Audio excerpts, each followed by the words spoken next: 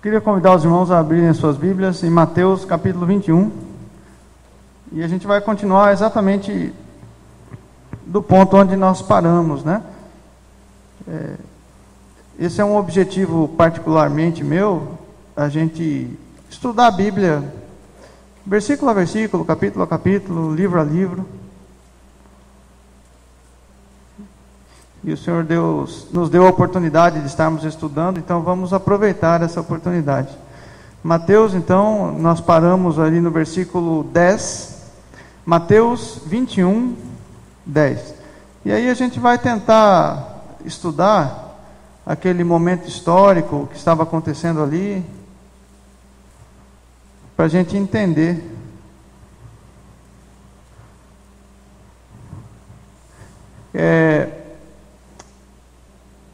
Vou voltar um pouquinho ali, o versículo 9, né? E a multidão que ia adiante, Mateus 21, 9, e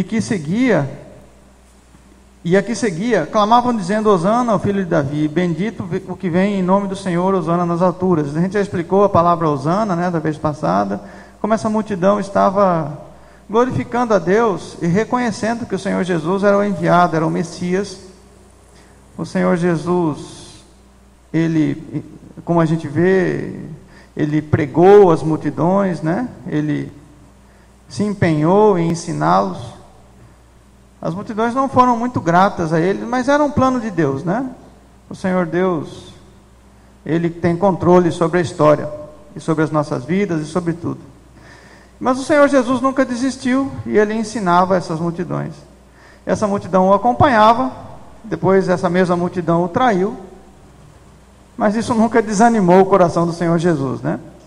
Versículo 10: Entrando Jesus em Jerusalém, toda a cidade se alvoroçou, dizendo: Quem é este? E a multidão dizia: Este é Jesus, o profeta de Nazaré da Galileia. Nunca se tinha levantado profeta em Nazaré. Eles, na verdade, eles não estudaram direito, eles não sabiam, mas Jesus não era de Nazaré. Onde que Jesus nasceu? Em Belém do Pará? Né? Tem gente que fala que é Belém do Pará. Não é, né, irmãos? É Belém lá da Galileia mesmo, mas não é aqui no Brasil que ele nasceu, né? Mas é na cidade de Belém, lá na Judéia, né? Então o Senhor Jesus nasceu em Belém, porque Belém era a cidade de Davi, né? Onde ele nasceu. Então havia uma profecia sobre isso, e tudo que na Bíblia está profetizado se cumpre. Mas como Jesus cresceu, ele foi criado em Nazaré, os pais dele mudaram para lá, né? Então as pessoas pensavam que ele era nazareno, que ele tinha nascido em Nazaré, mas não tinha, tá? Ele nasceu em Belém. Por que essa multidão estava indo festejar a Páscoa em Jerusalém? Porque essa era uma ordem do Antigo Testamento. Todo ano era obrigatório o judeu ir comemorar a Páscoa em Jerusalém. Por quê? Porque no Velho Testamento ficou estabelecido que o local de adoração que Deus escolheu era o templo que estava construído em Jerusalém. Então era obrigatório, uma vez por ano, os judeus irem para lá. Também era obrigatório eles levarem ofertas, os dízimos. Só que haviam judeus que moravam em vários países. E quando eles iam lá para Jerusalém, eles não tinham o dinheiro para dar o dízimo. Eles não tinham aquele dinheiro de lá de Israel. Imagine você indo para os Estados Unidos, você vai precisar ter dólar, né? Como é que você vai andar lá nos Estados Unidos se você não tiver dólar? Então, para os judeus, quando eles iam para Jerusalém para a festa, eles precisavam da moeda corrente em Jerusalém.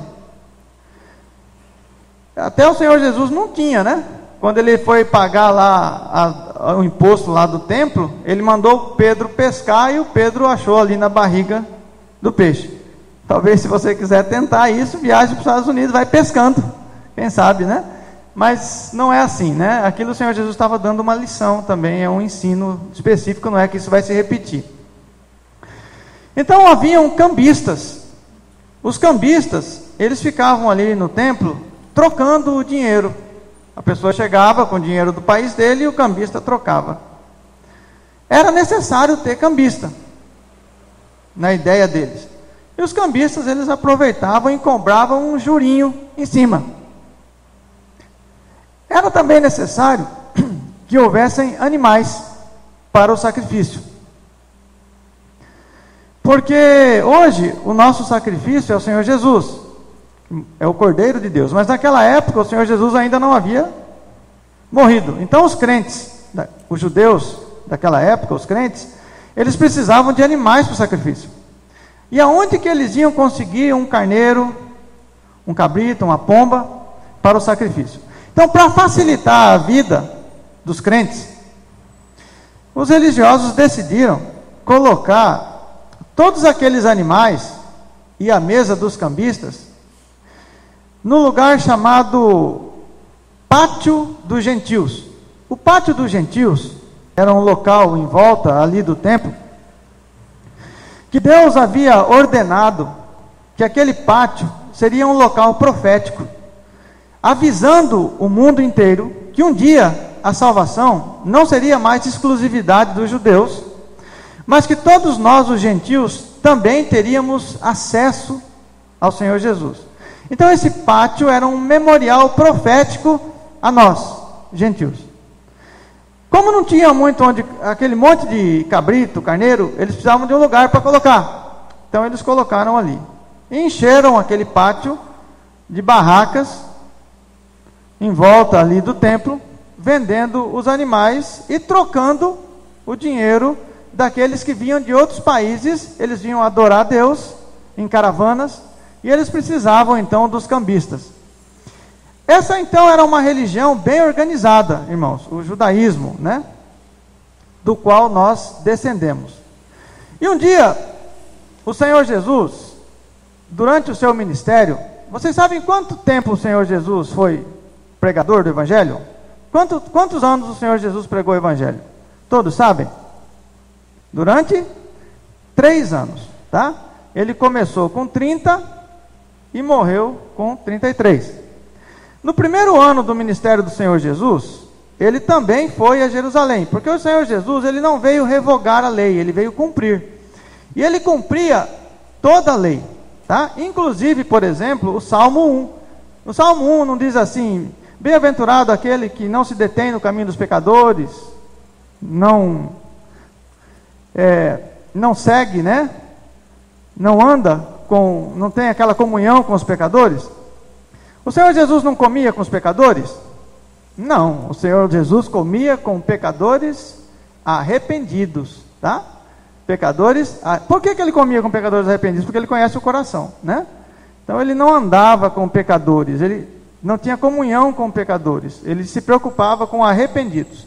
E a primeira vez que o Senhor Jesus foi no templo, no primeiro ano do ministério dele, abre sua Bíblia em João, no capítulo 2, foi a primeira vez que o Senhor Jesus, como pregador do Evangelho, ele estava indo ao templo.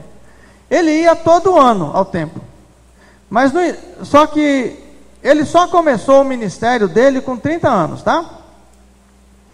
Então, o Senhor Jesus, ele chegou lá no templo,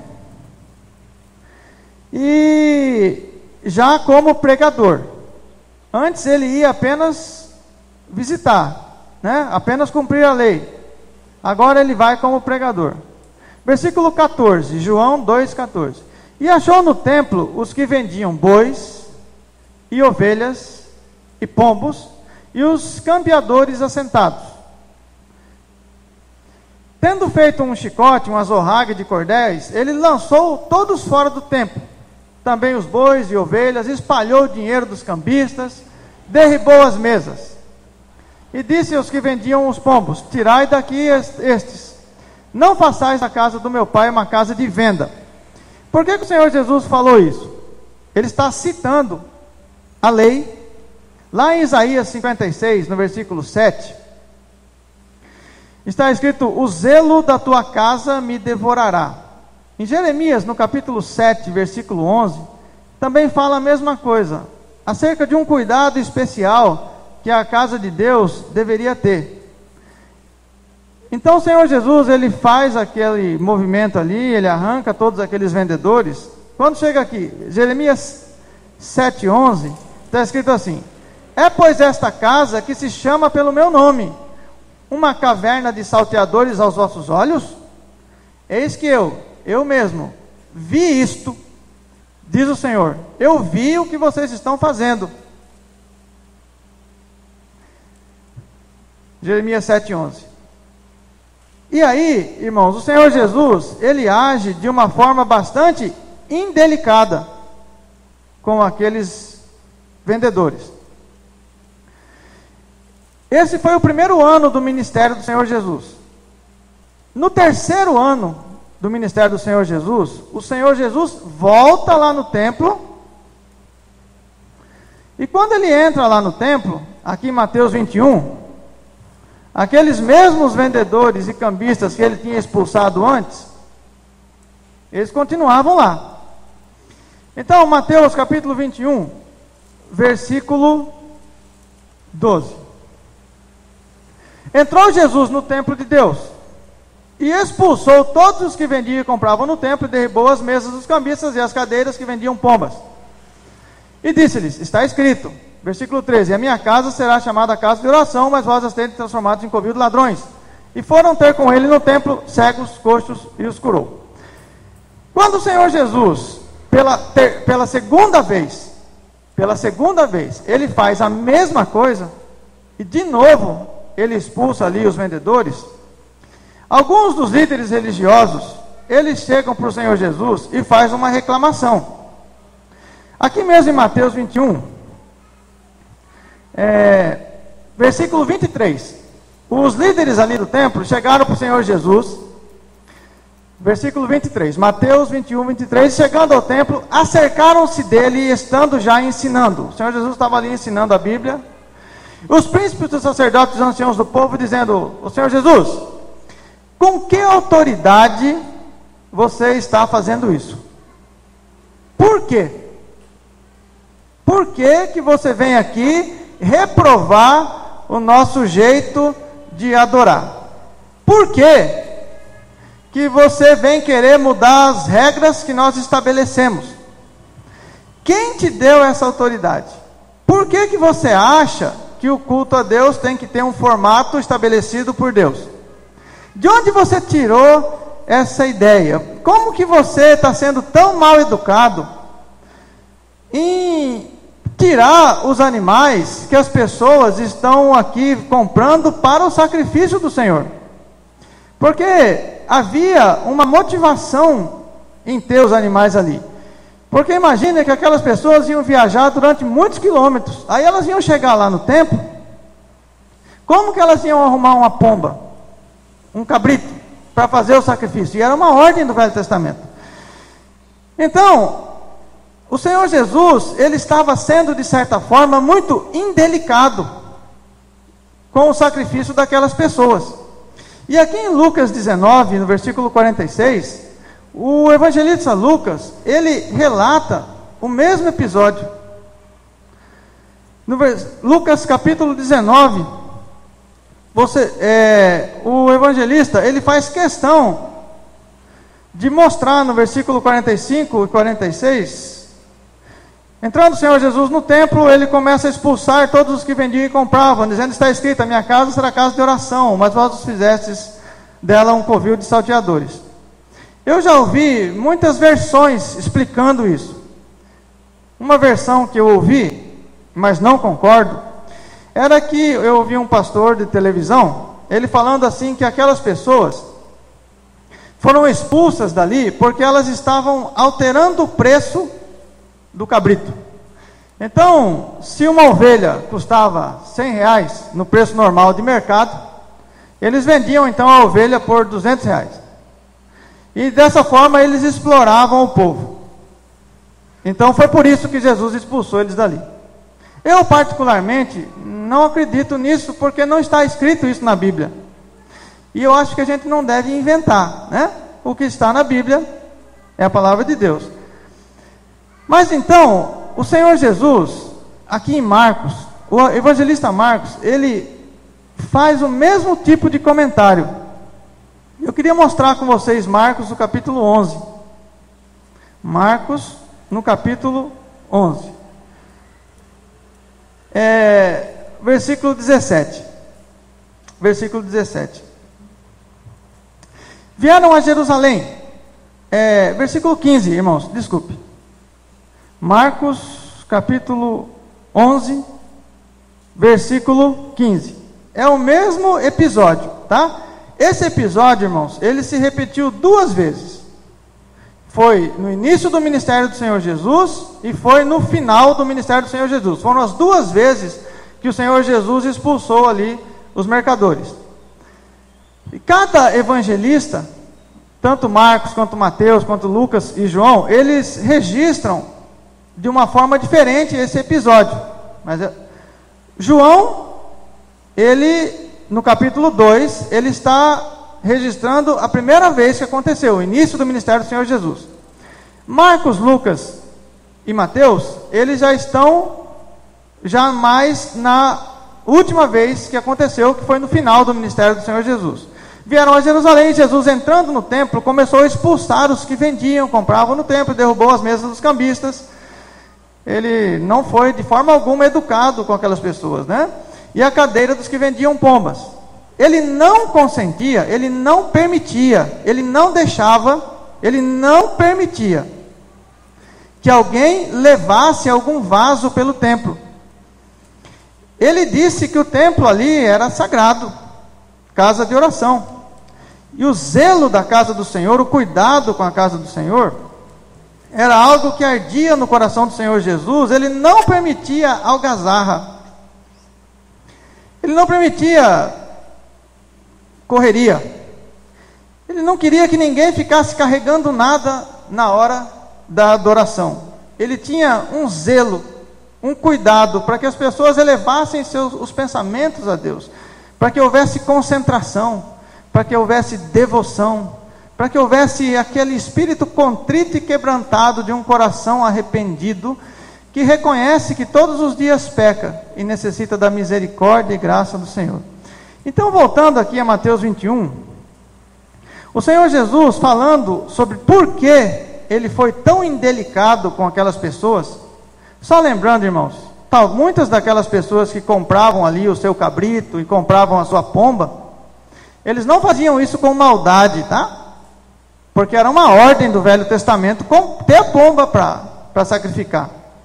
Então as pessoas faziam isso de uma forma inocente, faziam isso porque estava estabelecido ali, não que houvesse maldade no ato. Então o Senhor Jesus, ele está ensinando por que nós devemos tomar cuidado com a forma como nós fazemos a obra do Senhor. Então no versículo Mateus 21, versículo 13, o Senhor Jesus diz: a minha casa será chamada casa de oração, né? Vocês estão transformando ela num lugar de covil de ladrões, salteadores. Foram ter com ele no templo os coxos, cegos, ele os curou. Vendo então os principais dos sacerdotes e escribas as maravilhas que o Senhor Jesus fazia, os meninos clamando no templo: Hosana ao filho de Davi. Então o Senhor Jesus, a conduta dele, os milagres que ele fazia, davam respaldo à autoridade que ele tinha para fazer aquilo. Apesar de ter ofendido aqueles líderes, ele fez isso pela autoridade de Deus. E disseram-lhe: ouves o que dizem aí os meninos? E Jesus lhe disse: sim. Nunca lestes? Lá no Salmo capítulo 8, versículo 2, o Senhor Jesus está citando o Salmo, porque ele sempre cita as Escrituras. Tudo tem que estar na Bíblia, tá? Então o Senhor Jesus diz assim para eles: vocês nunca leram?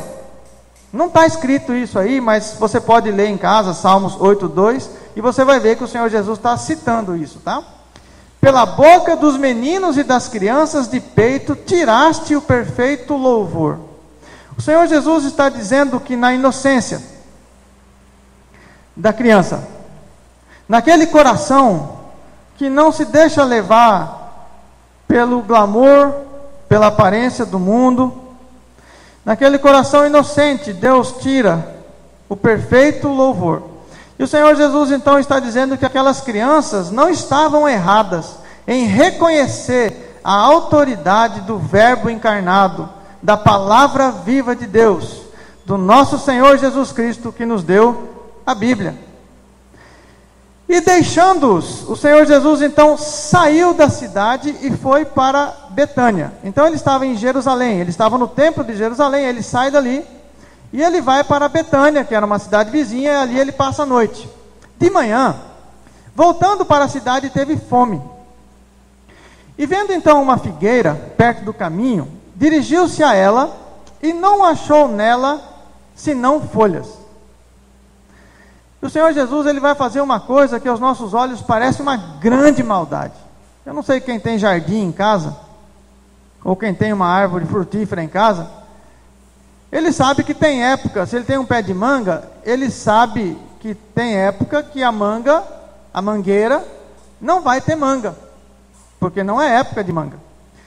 E aqui, se vocês olharem nos outros evangelistas, que citam essa passagem, não era tempo de figo. E o Senhor Jesus olhou para aquela figueira e não tinha nenhum figo nela. Talvez hoje os ecologistas, eles iam ficar muito chateados com o Senhor Jesus, né? Porque quando a gente vai cortar uma árvore, tem que passar pela prefeitura, tem que fazer todos os documentos para poder cortar uma árvore. E o Senhor Jesus, ele não era ecologista, pelo que eu estou vendo aqui. E ele chega e fala para a figueira assim: nunca mais nasça fruto de ti. E a figueira morreu, secou imediatamente. Às vezes a gente pensa, irmãos, que tem algumas coisas na Bíblia que são acidentes. Para que isso aqui está aqui? O que tem a ver figueira com o templo, com o povo judeu? A primeira vez que a figueira aparece na Bíblia, irmãos, foi lá quando Adão pecou. Adão e Eva pecaram, eles viram que eles estavam em pecado, eles viram que eles estavam nu. Gênesis capítulo 3, versículo 7. Aí eles pegaram uma figueira, arrancaram as folhas dela e fizeram uma roupa. E a figueira ficou representando aquelas boas obras que o homem poderia fazer para tampar o pecado. Aí Deus, ele chega, fala negativo, suas boas obras não podem cobrir o seu pecado. Eu não estou interessado nas suas boas obras primariamente, não é esse o fruto que eu estou procurando. Aí Deus mata o primeiro animal, arranca a pele do animal, enrola Adão e Eva com aquela pele e diz assim: olha, vocês terão que se vestir com o sangue do cordeiro. Vocês precisam de sangue para expiação de pecado. Folha de figueira não serve.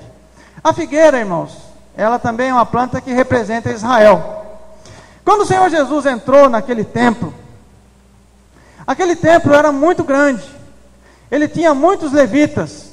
Eles tinham muitos tipos de adoração, de música, de cânticos. Eles tinham assim uma religiosidade tremenda, imponente, suntuosa, que quando a pessoa entrava ali, olhava aquele templo magnífico, com tantos enfeites. A única coisa que não havia naquela figueira era o fruto que Jesus procurava. Quando o Senhor Jesus mandou essa figueira ficar seca e nunca mais nascer fruto dela, o Senhor Jesus também disse: está vendo esse templo? Não ficará pedra sobre pedra que não seja derribado. 70 anos depois do Senhor Jesus ter dito isso, um general romano chamado Tito, ele pegou aquele mesmo templo e arrebentou, irmãos, mas destruiu tudo, tudo. As pedras do templo, algumas delas eram revestidas com ouro. Então o Tito mandou os soldados dele pegar uma picareta, né? Arrebentar pedra por pedra, derreter para tirar o ouro. Mas destruiu tudo. Quando o Senhor Jesus fez isso com essa figueira, ele estava profeticamente falando sobre o templo, sobre aquele templo que eles tinham ali na época, e que hoje você às vezes vê aí na televisão. Ainda restou um pequeno muro desse templo, onde os judeus vão lá e choram, porque nunca mais essa figueira deu fruto. O templo está destruído até hoje. Hoje, a gente tem muita coisa sobre fruto. E as pessoas pensam assim: fruto é obra, é você trabalhar, para Jesus, fazer isso, fazer aquilo. Isso também é fruto, irmãos. Mas primariamente não é esse o fruto que a Bíblia relata como o fruto maior, tá? Em Mateus, no capítulo 7, o Senhor Jesus, ele vai mostrar primariamente qual é o fruto que ele espera da figueira. Porque quando a gente lê a Bíblia, a gente tem que relacionar texto com texto. Então aqui em Mateus, no capítulo 7, o Senhor Jesus vai dizer no versículo 16: por seus frutos conhecereis. Porventura colhem-se uvas dos espinhos ou figos dos abrolhos? Quando você chega no versículo 21, tem uma porção de crente muito indignado. Eles vão falar para o Senhor Jesus lá naquele grande dia: Senhor Jesus, no versículo 22, muitos me dirão naquele dia: Senhor, Senhor, mas no teu nome nós profetizamos, trabalhamos, fizemos várias obras. Em teu nome expulsamos demônio, em teu nome fizemos muitas maravilhas. Mas o Senhor Jesus responderá abertamente: nunca vos conheci, apartai-vos de mim, porque vocês praticaram a iniquidade, vocês tiveram desvio de conduta, vocês não obedeceram estritamente a ordem que eu dei. Voltando no versículo 17, o Senhor Jesus diz assim: toda árvore boa produz bons frutos, toda árvore má produz frutos maus. Não pode a árvore boa dar maus frutos, nem a árvore má dar bons frutos. A conduta, a intensidade da sua conduta determina o fruto. Toda árvore que não dá bom fruto, corta-se, lança-se no fogo. Portanto, pelos frutos conhecereis. Nem todo que me diz Senhor, Senhor entrará no reino dos céus. Quem que vai entrar no reino dos céus? Quem? Quem, Senhor Jesus, vai entrar no reino dos céus? Aquele que faz a vontade de meu Pai. Qual é a vontade do Pai? Está aqui na Bíblia, detalhe por detalhe, item por item, passo a passo. Nada da vontade de Deus para as nossas vidas deixou de ser registrado nesse livro. O Senhor Jesus está dizendo: tudo isso que vocês fizeram, expulsando demônio, todo esse movimento, tudo isso, se não estiver de acordo com a vontade do Pai revelada na Escritura, vai ser queimado, vai ser lançado para o fogo. E o Senhor Jesus, ele exemplifica isso, porque ele falou que aquele templo ia ser destruído, e foi. Ele secou aquela figueira, porque ela tinha muitas folhas, ela tinha uma aparência de uma árvore extremamente agradável. Quem olhasse de fora para aquele templo, ficava muito impressionado com aquele templo. Ele era muito espetacular. Mas o Senhor Jesus, ele não se impressiona com a aparência, nem mesmo com aquelas pompas ou aquelas coisas que eram feitas ali, aquelas roupagens que os sacerdotes vestiam. Eles tinham todo o serviço feito meticulosamente. Mas o Senhor Jesus, ele diz que o fruto primário é a obediência estrita à vontade do Pai. E é isso que nós precisamos fazer. Voltando aqui para... já passou o nosso horário, irmãos. Vamos encerrar então. Mateus 21, versículo 20. Os discípulos, vendo isto, maravilharam-se, dizendo: como secou imediatamente a figueira. Eles ficaram talvez coçando a cabeça, né? Mas por quê? O que quer dizer isso? O Senhor Jesus, porém, respondendo, disse: em verdade vos digo, que se tiverdes fé e não duvidardes, não só fareis o que foi feito à figueira, mas até a este monte disserdes: ergue-te, precipita-te no mar, e assim será feito. E tudo que pedirdes em oração, crendo, recebereis. Por isso nós temos que orar, irmãos, orar de verdade, orar de todo o coração, para que nós possamos sempre estar fazendo a vontade do Pai. E lembrar que a vontade do Pai, ela é muito mais alta e ela é diferente da nossa. Lembrar que a vontade do Pai, aqui como o Cido perguntou, né? Qual é a vontade do Pai? Ela está registrada na Bíblia. Detalhadamente. Não ficou nada de fora, não ficou nada faltando e não ficou nada sobrando. Então nós precisamos perscrutar, investigar, com zelo, com muito cuidado, fazer isso que nós estamos fazendo aqui, né? Participando da escola bíblica, estudando, ajudando os professores, tendo dúvidas, perguntando, porque o Senhor Deus, Ele vai nos mostrar a perfeita vontade e agradável vontade dEle, pelo fato de nós estarmos buscando aqui na escola bíblica, servindo ao Senhor da melhor maneira que nós podemos. Amém, irmãos?